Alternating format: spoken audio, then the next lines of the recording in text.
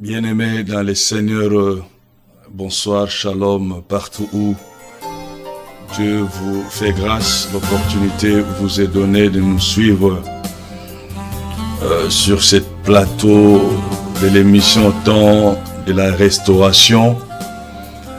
Cette émission produite par la mission évangélique El Bethel. Nous sommes dans la joie de l'opportunité que Dieu nous donne de partager ces moments avec vous autour de sa parole. Nous rendons grâce à Dieu pour son instrument qu'il met à notre disposition, cet instrument qui est EPV TV, pour ceux qui nous suivent sur la box Orao, au canal 57.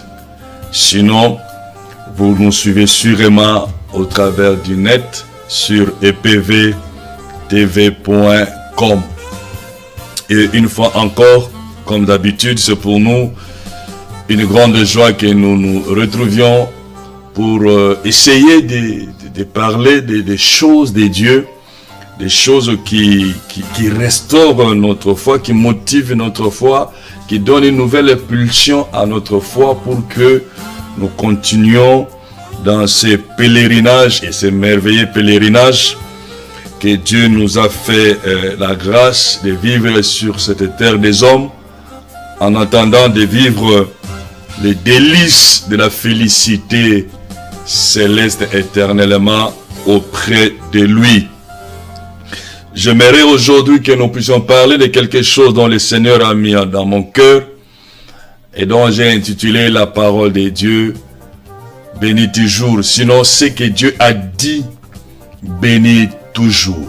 Parce que nous avons remarqué et nous remarquons, peut-être même par notre propre expérience, que cette vérité qui devait faire corps avec notre foi, que cette vérité qui devait faire corps avec notre existence, nous semblons des fois l'ignorer, nous semblons des fois la banaliser, et avec comme conséquence de trembler, de paniquer, de s'attrister, de s'angoisser, d'avoir des nervosités et de stress. Et pourtant, cette vérité, elle est vraiment immuable, car la pensée générale de la parole nous révèle que c'est que Dieu a dit, béni toujours. Nous allons prendre un moment pour recommander ce moment entre les mains du Seigneur. Tendre Père Céleste, toi qui es le maître des temps et des circonstances, nous voici encore ce soir pour partager avec ton saint peuple ce que tu as mis et ce que tu mets sur nos lèvres de lui communiquer. Papa, nous voulons recevoir de toi sagesse et instruction. Nous voulons que tu nous communiques par le Saint-Esprit ce dont tu as prévu pour ton peuple. Ensemble, Seigneur, nous voulons être bénis par ces moments et par le Saint-Esprit au nom de Jésus. Amen. Je suis sûr que ces moments, cette parole de ce soir, ces petits conseils de ce soir apportera sûrement quelque chose à ta foi, apportera sûrement quelque chose à ta vie chrétienne, apportera sûrement quelque chose à ta vie professionnelle, à ta vie conjugale, apportera sûrement quelque chose à ton ministère, apportera sûrement quelque chose à ton projet, à tes projets. Vu que peut-être tu es abattu, vu que peut-être tu considères que les choses ne marchent plus, vu que tu considères que les autres commencent à avoir raison, ou sinon qu'ils ont peut-être déjà raison, mais nous allons essayer de voir qu'avec le Seigneur, toutes ces choses-là ne sont que des réalités et des réalités éphémères, et que la vérité ne se trouve que dans notre Seigneur Jésus-Christ. Je suis dans le livre de 1 Roi, chapitre 8, verset 56. 1 Roi, chapitre 8, verset 56, là où la Bible dit « Béni soit l'Éternel, qui a donné du repos à son peuple d'Israël, selon toutes ses promesses, de toutes les bonnes paroles qu'il avait prononcées par Moïse, son serviteur, aucune n'est restée sans effet. » Cette parole, elle est de Salomon. lorsque Salomon, après avoir élevé le temple selon l'instruction de Dieu, avait pris un long moment pour prononcer un long discours devant le peuple, mais bien plus devant l'Éternel. Et c'est en bénissant Dieu et en bénissant le peuple que Salomon a prononcé ces mots, que Salomon a prononcé ces paroles. Ces paroles m'ont beaucoup inspiré, j'y ai réfléchi et j'ai compris combien le temps, l'espace, les circonstances et rien, sinon rien, ne peut entraver, sinon aliéner ce que Dieu a prononcé, ce que Dieu a dit. Salomon reconnaît dans son discours que depuis les choses que Dieu a prononcées par Moïse, depuis les choses que Dieu a prévues depuis les temps anciens, de siècles avant, ces choses-là, toutes ces bonnes paroles, il les précise, ce sont des bonnes paroles. Aucune de ces bonnes paroles ne restait sans effet. C'est une merveilleuse conclusion de savoir que cet homme rentre dans le passé pour puiser la force de son discours, pour puiser quelque chose d'important pour l'opposer au présent. Qu'est-ce que Salomon était en train de vivre dans le présent? C'est l'instruction de bâtir le tabernacle, l'instruction de donner la paix à Israël, et Salomon était en train de vivre l'accomplissement de ce que Dieu avait arrangé depuis son éternité, que le temple soit élevé et que le peuple d'Israël vive dans la paix. C'est alors que sa mémoire est retournée dans le passé pour se rendre compte que non, c'est qu'il est en train de vivre ensemble avec le peuple d'Israël. En réalité, ce n'est pas seulement ce présent-là, mais tout le passé de ce peuple était jalonné des accomplissements des choses promises par l'Éternel Dieu. Je vais insister sur le fait que ce que Dieu dit, rien ne peut l'entraver et rien ne peut l'aliéner, parce que notre foi d'aujourd'hui semble être confrontée à beaucoup d'aléas. Notre foi d'aujourd'hui semble être confrontée à beaucoup de choses. Notre foi d'aujourd'hui semble être des fois même confrontée à des paroles.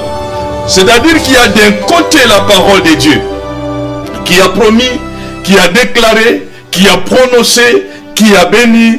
Mais de l'autre, il y a les mots, les discours, les paroles des hommes qui, quand nous l'écoutons, entrent des fois en opposition, entrent des fois en contradiction avec les choses que Dieu a dites. Quand nous nous réveillons le matin, nous suivons à la télé, la télévision nous dit des choses au travers des informations, au travers le magazine, au travers les documentaires. Ces médias nous donnent des discours, nous donnent des messages. Quand nous arrivons peut-être au travail, nous avons les mots, les paroles prononcées par nos collègues. Nous avons des mots, les paroles prononcées par nos chefs, par la hiérarchie, par nos collègues, par des amis, par des parents. Il y a toujours d'une manière ou d'une autre des paroles, des mots, des discours qui arrivent à nos oreilles. Mais qui n'arrivent pas seulement à nos oreilles, mais qui entrent au-dedans de nous. Et là où il y a la foi, ces mots, ces paroles, ces discours vont quelque part comme se greffer et commencer à se contredire, entrer en contradiction avec la parole de Dieu. Les administrations aussi nous disent des choses. L'école aussi nous dit des choses. Les écoles aussi nous disent des choses. Le médecin aussi nous dit des choses. Et que sais-je encore? Mais ce que l'enfant de Dieu doit savoir, c'est que dans tout ce qu'il peut attendre du monde, dans tout ce qu'il peut entendre de l'œuvre de l'humain, de l'œuvre des créatures, rien de ces choses-là, je dis bien, rien de ces choses-là ne peut entraver, ne peut aliéner, ne peut bouleverser ce que Dieu a déterminé, ce que Dieu a prononcé et ce que Dieu a promis. Dieu avait promis le repos à Israël. Israël et Salomon étaient en train de voir le repos. Le problème du monde dans lequel nous vivons, c'est que beaucoup voudront que tu ne réussisses pas. Beaucoup ne voudront pas que tu avances. Beaucoup ne voudront pas que tu progresses. Beaucoup ne voudront même pas que tu changes de mieux en mieux dans l'œuvre de Dieu. Que tu te perfectionnes dans ta façon de servir Dieu. Que tu te perfectionnes même dans ta piété, dans ta volonté d'intégrité, dans ta volonté de te sanctifier pour l'éternel. Beaucoup ne voudront pas sûrement te voir guéri en bonne santé, parce que peut-être ta guérison, ta bonne santé les fait peur, les font peur parce qu'ils se disent, lui, s'il est en bonne santé, les choses iront sûrement mal pour nous. Personne, sinon moins autour de toi, voudront que tu ailles de l'avant. Moins autour de toi, voudront que tes choses réussissent, tes projets réussissent, tes idées avancent. Peu autour de toi diront des choses qui épanouiront ta vie, qui épanouiront ta foi, qui épanouiront ton âme. Beaucoup de ce que les humains diront contribueront plus à affecter ton âme, à affecter ta foi, plutôt qu'à l'encadrer, plutôt que à le promouvoir. Mais lorsque nous nous retrouvons devant ce que Dieu a dit, lorsque nous nous retrouvons devant ce que Dieu a proclamé, lorsque nous nous retrouvons devant ce que Dieu a déterminé dans sa souveraineté, nous qui sommes enfants de Dieu, des hommes et des femmes prédestinés, nous qui sommes de la race royale, devant ce que Dieu a déterminé, devant ce que Dieu a dit, devant ce que Dieu a prévu, le seul mot que nous devons avoir, c'est de dire Amen. Parce que la joie dans ce que Dieu a prévu, la joie dans ce que Dieu a dit, c'est qu'il finira par s'accomplir. Et ce qui s'accomplit par Dieu et en Dieu, c'est quelque chose qui bénit toujours. Oui, nous entendrons des hommes, des conseils. Ce n'est pas mauvais. Nous entendrons aussi malheureusement des critiques. Nous entendrons aussi malheureusement des ragots. Nous serons aussi informés de telle ou telle autre chose. Nous entendrons aussi des décisions des hommes dans tel domaine, voire à notre égard. Nous entendrons aussi des affirmations des hommes, des confirmations des hommes. Mais laisse-moi te dire, bien-aimé, tout cela n'apporte et n'apporteront rien à la vie si ce n'est la parole qui est inspirée de Dieu. Et si ce n'est la parole que Dieu a déclarée. Souvenez-vous du prophète Ézéchiel. Il se retrouve devant la vallée, dans une vallée dans laquelle la Bible nous dit était remplie des ossements desséchés. Et Dieu demande à cet homme, Ézéchiel, fils de l'homme, ces os peuvent-ils revivre? Ce qui est bien dans la réaction d'Ézéchiel, c'est qu'il était prudent spirituellement pour reconnaître que ce n'est pas sa prévision qui importe. Ce n'est pas sa parole qui est importante. Ce n'est pas ce qu'il prononcera, sinon ce qui sera inspiré de lui qui fera quelque chose. Je me dis qu'en un clin d'œil, Ézéchiel s'est rendu compte qu'il était un humain dont les paroles, les mots n'ont de sens que ce qui est inspiré par Dieu et ce qui est inspiré de Dieu, et que sa parole à lui ne peut guérir, sa parole à lui ne peut ressusciter, sa parole à lui ne peut sauver, si ce n'est la parole de Dieu. Il a eu cette merveilleuse réponse à donner au Seigneur. Seigneur, toi tu le sais. C'est alors que le processus de Dieu commence avec Ézéchiel pour ces ossements qui étaient en face d'Ézéchiel. Il dit, fils de l'homme, pars, prophétise sur ces ossements. Ne tiens pas compte de ce que tu vois. Si tu vois l'état de ces ossements, tu seras découragé. tu te poseras des questions. Et les doutes risquent même de venir pour se dire, mais est-ce que ce que je dirai finira, s'accomplira? Sinon, ce que je dirai arrivera à s'accomplir vraiment, vu l'état dans lequel se trouvent ces ossements. Dieu lui dit non, toi parle, et parle par mon autorité, parle par mon mandat, parle par mon inspiration. L'inspiration de Dieu dans la bouche d'Ézéchiel a fait que ce qui était humainement impossible est devenu possible. Des ossements qui étaient desséchés, dont il n'y avait plus d'espoir, ont retrouvé la vie et une meilleure vie plus qu'avant.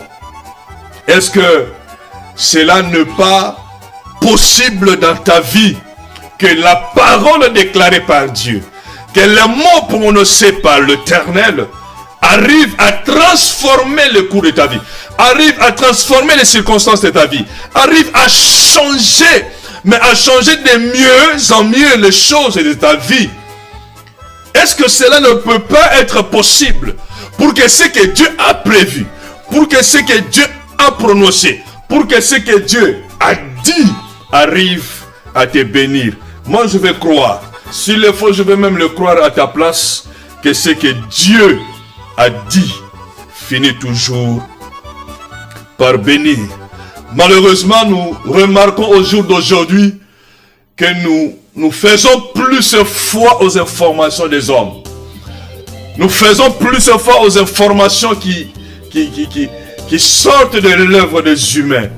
Nous faisons plus foi au ragot, à la médisance, aux faux témoignages, et nous croyons de moins en moins à ce que Dieu a prévu pour nous. Nous croyons de moins en moins à ce que Dieu a déterminé pour nous.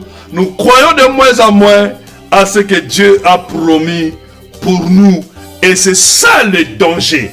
Et peut-être même, c'est la raison pour laquelle les choses ne changent pas de mieux en mieux. Parce qu'au lieu de mettre tous les oreilles à écouter et à n'écouter que le Seigneur, et ce que le Seigneur dit, nous sommes de partager. L'oreille d'un côté à écouter l'Éternel, mais nous donnons l'autre oreille à écouter autre chose et qui affecte facilement l'âme.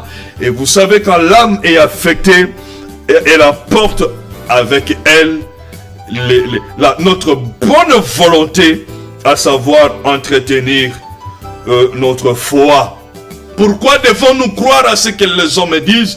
Sinon, pourquoi devons-nous croire facilement à ce que les hommes disent et nous être lents à intégrer, à assimiler ce que Dieu a promis, ce que Dieu a dit, sachant que ce que Dieu a dit, c'est ce qui est capable, c'est ce qui a la force, c'est ce qui a la puissance de réaliser des choses dans nos vies.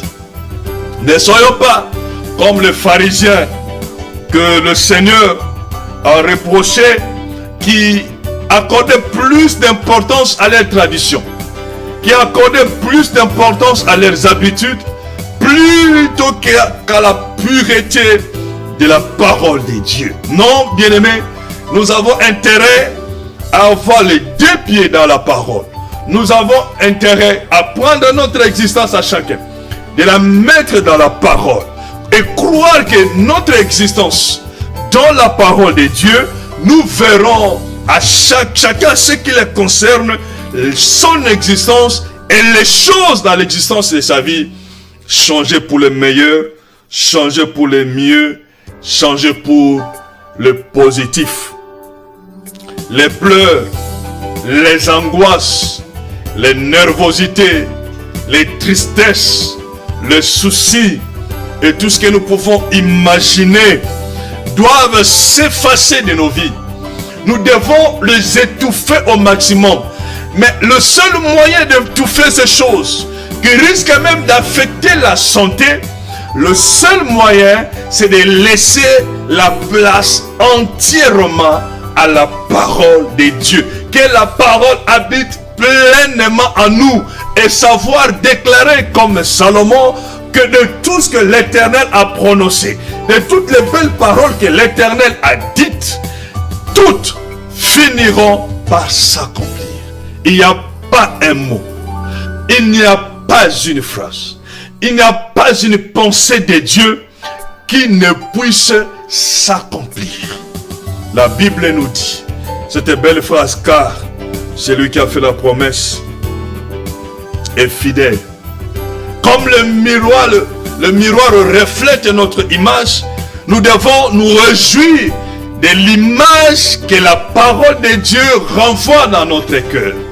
Nous devons nous réjouir de l'image que la parole de Dieu renvoie à notre vie.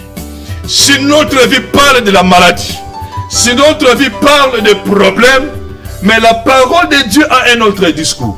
La parole de Dieu nous renvoie à un autre langage. Et la parole de Dieu nous renvoie une autre image.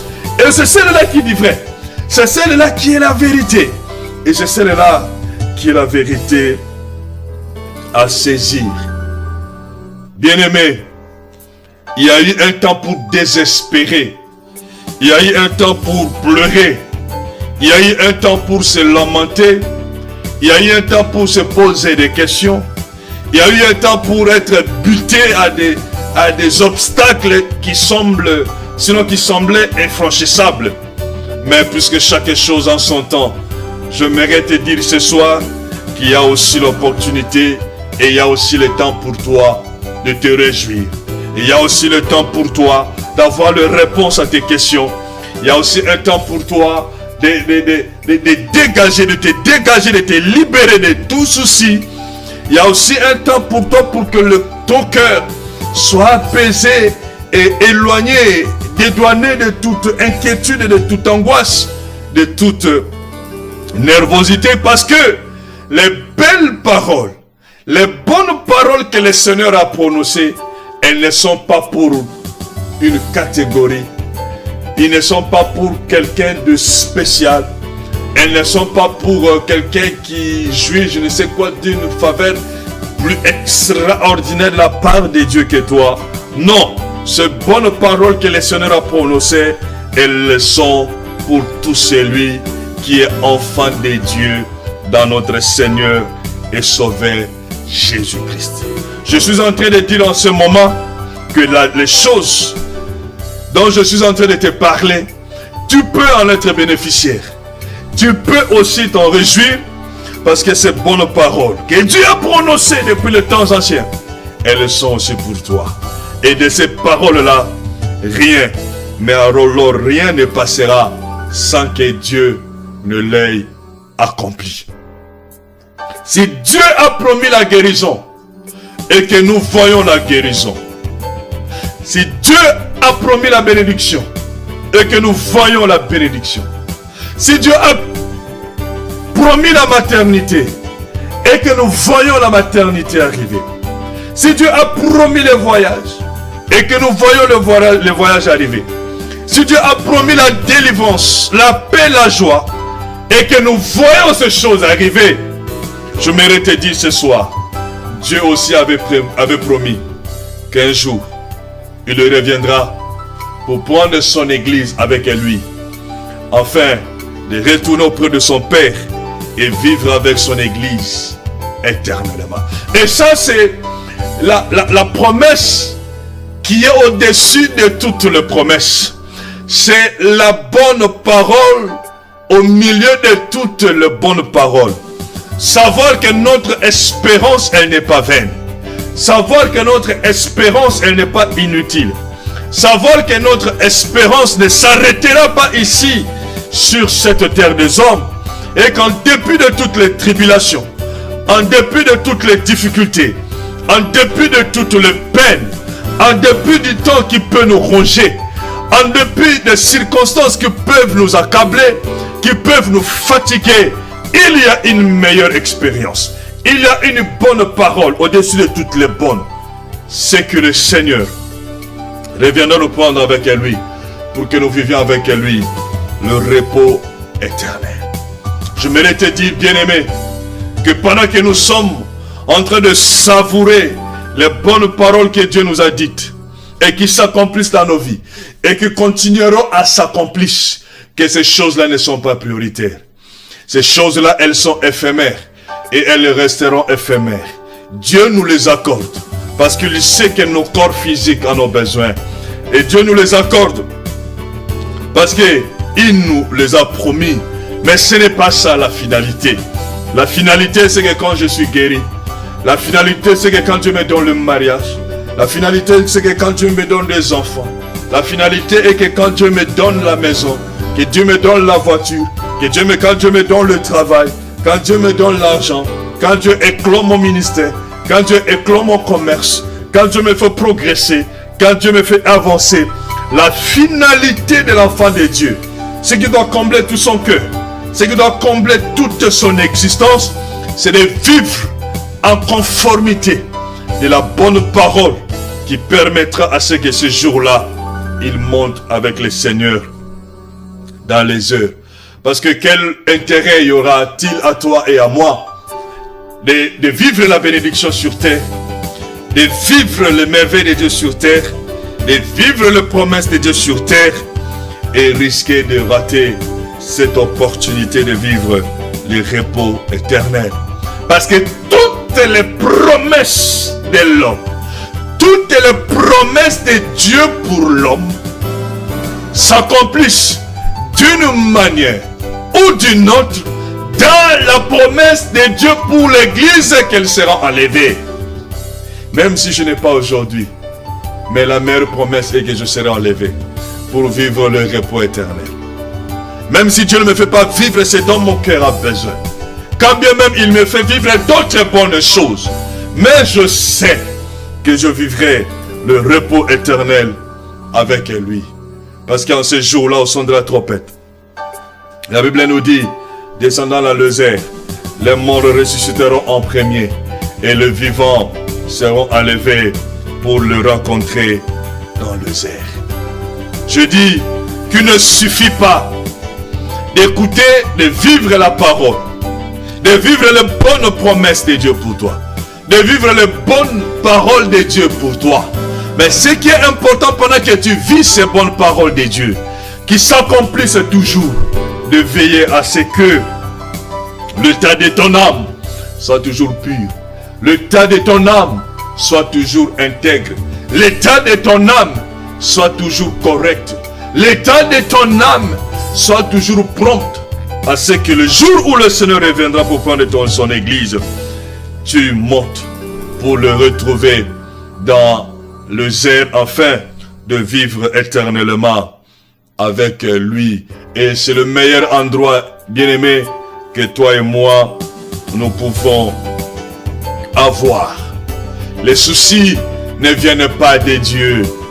Les nervosités, les angoisses, les inquiétudes ne viennent pas de Dieu. Et la pensée de Dieu n'est pas que tu demeures ou sinon que tu souffres davantage dans cette situation-là. Même si les épreuves peuvent exister, même si les épreuves peuvent être là, mais la souffrance qui peut venir ne viendra pas pour te maintenir éternellement dans cette situation-là.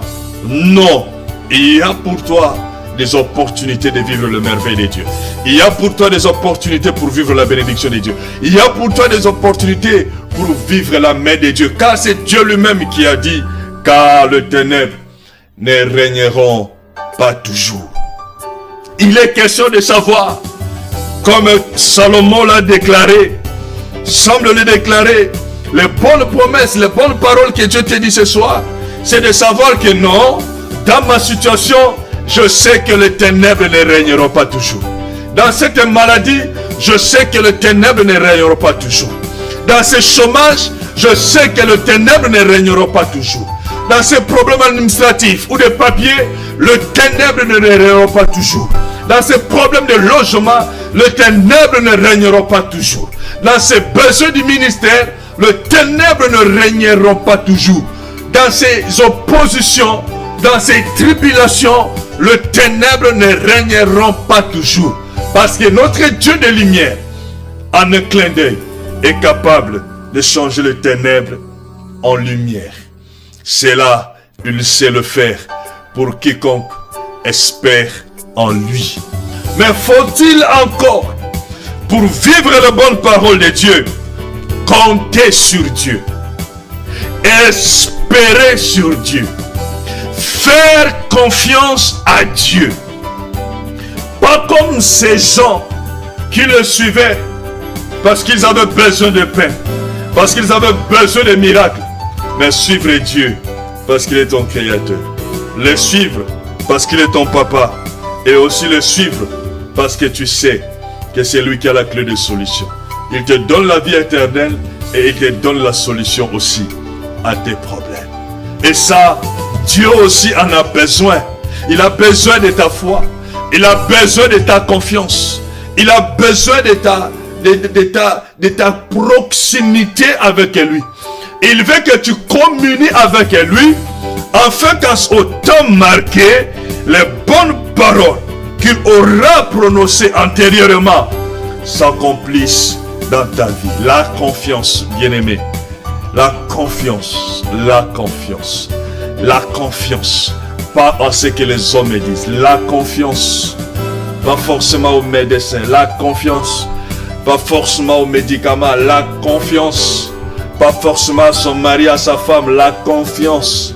Il y en a qui disent j'ai confiance à mon travail parce qu'il sait qu'à la fin de mois il aura le salaire. Il y en a qui disent j'ai confiance à mes marchandises. Je sais que je vais vendre et je vais me faire des bénéfices. Il y en a qui disent j'ai confiance de toutes les façons, je ne dormirai pas dans le froid dehors.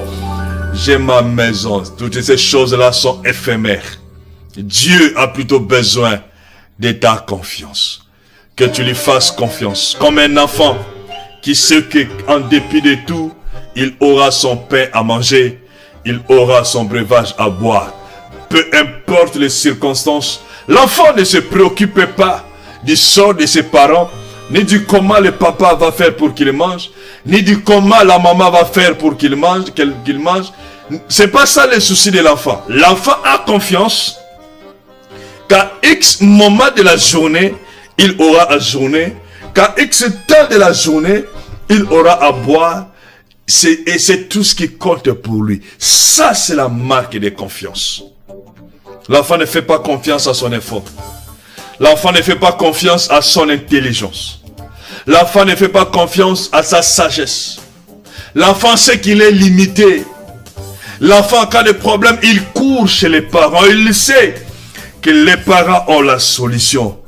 L'enfant ne se préoccupe de rien, sinon qu'il compte toujours sur ses parents. Nous devons être comme cet enfant. Nous devons être comme ces enfants qui ne comptent sur rien d'autre, sinon sur les parents, la force des parents, les capacités des parents, les moyens des parents, les atouts des parents, la sollicitude des parents, l'affection, l'amour des parents.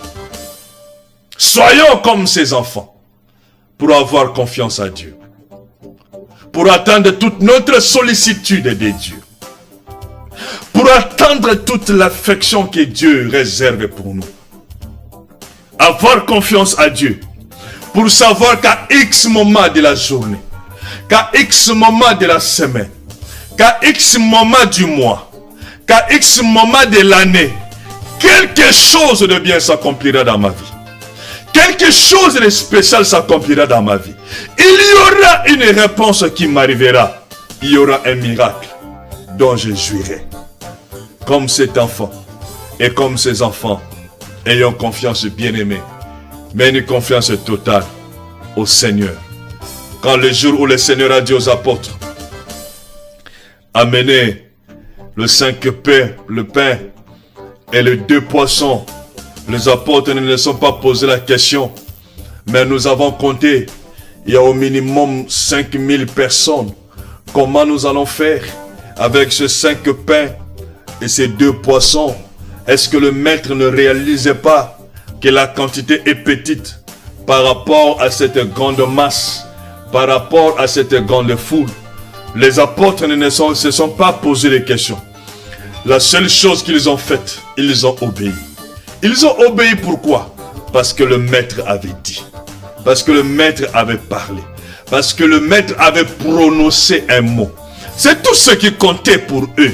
Et ils avaient déjà l'expérience. Cette expérience avait créé la confiance. Oui, sûrement tu as aussi vécu déjà une expérience avec Dieu. Je pense que sur base de cette expérience-là, tu peux aujourd'hui faire confiance à Dieu. Et ne te contenter de ce que Dieu peut dire. Ne te contenter, de ne te contenter de ce que Dieu a déclaré. Car c'est cela qui s'accomplit et qui s'accomplira certainement. Car c'est ce que Dieu a dit, qui bénit et qui bénit toujours. J'aimerais que cette parole de ce soir affecte ta santé, affecte ton intelligence, affecte ton choix, affecte tes souhaits, affecte tes attentes, affecte tes projets, affecte tes programmes, affecte ta maison, affecte ton mariage, affecte ton travail, affecte tes affaires, affecte tes démarches, affecte ton ministère, affecte ta vie chrétienne, affecte ta foi, affecte tous les domaines de ton existence. Pour qu'en dormant cette nuit, et quand te relèves demain matin, les choses changent. Et que les choses commencent à changer. Et que tu attendes le son de la trompette, le temps de l'enlèvement, avec sérénité et avec joie, que le Seigneur a accompli. Le Seigneur accomplira demain. Et puisqu'il a promis qu'il reviendra, sûrement il y reviendra aussi. Je dois me préparer à l'attendre dans la sérénité. Voilà, bien-aimés, de partout où vous nous avez suivis, la parole que Dieu a mis à nos cœurs ce soir, cette nuit, d'apporter dans vos vies, d'apporter dans vos maisons, pour qu'elle amène la lumière partout où il y avait le ténèbre. Laisse que mon Dieu, partout où vous êtes, vous bénisse, afin que vous viviez les délices de l'accomplissement des belles paroles et des bonnes paroles que notre Seigneur déclare toujours, prononce toujours, et que toutes finissent toujours par s'accomplir. Que mon Dieu vous bénisse partout où vous vous trouvez.